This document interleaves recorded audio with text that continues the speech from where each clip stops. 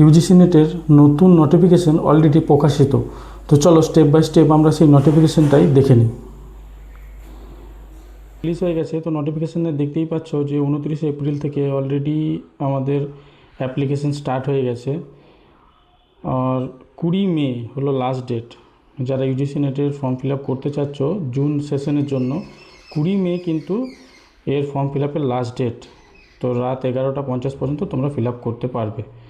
তো ফিস স্ট্রাকচার কী করেছে, তো আনরিজার্ভ যারা ক্যাটাগরি রয়েছে জেনারেল ক্যাটাগরি তাদের জন্য 1150, AWS যারা রয়েছে বা ওবিসি নীল তাদের জন্য 600 টাকা, এবং যারা ST SC PWD ক্যান্ডিডেটস রয়েছে তাদের জন্য 325 টাকা।